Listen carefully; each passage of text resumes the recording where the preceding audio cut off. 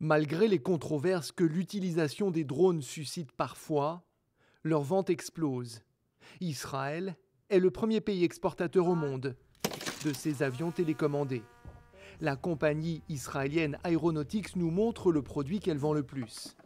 Monté en moins de 10 minutes et disposant d'une autonomie aérienne de plusieurs heures, l'orbiteur 2 sert souvent dans des missions de reconnaissance ou de surveillance. L'opérateur qui souhaite garder l'anonymat affirme que l'engin peut être piloté d'à peu près n'importe où. אני יכול להיות בתוך הרכב, אני יכול להיות בתוך מבנה עם האנטנה בחוץ, אני יכול להיות 100 קילומטר מפה אם צריך, והמטוס יטוס במקום אחר. מבחינת איפה המטוס ממריא ונוחת, צריך שהוא ינחת בשטח יחסית פתוח כמו כאן. La chaîne de montage d'Aeronautics est pleine de caisses en partance pour la Finlande. Le pays vient d'acheter 70 de ces drones, selon le vice-président de la branche commerciale de l'entreprise. Il se réjouit d'avoir de nombreux clients internationaux.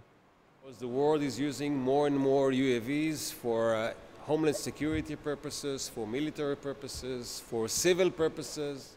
Avec des ventes de près de 200 millions de dollars l'année dernière, cette entreprise a largement contribué à placer Israël en tête du marché mondial des drones.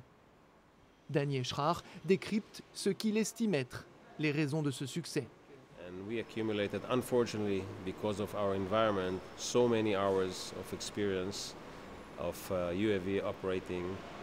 And because of that, we are accumulating experience and technology and know-how in order to be the best. L'armée israélienne a accepté de nous accorder un entretien sur les drones de combat.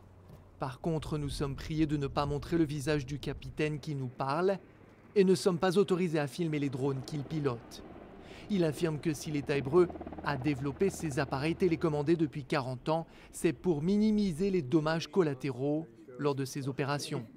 With the technology that is being used by the UAVs, we could distinguish between those who are terrorists doing action activities against Israel and the civilian population that's surrounding those terrorists.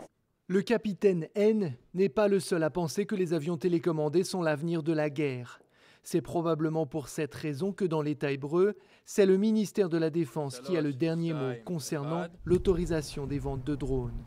À l'échelle internationale, certains législateurs poussent pour que l'utilisation de plus en plus fréquente de ces engins soit désormais mieux encadrée.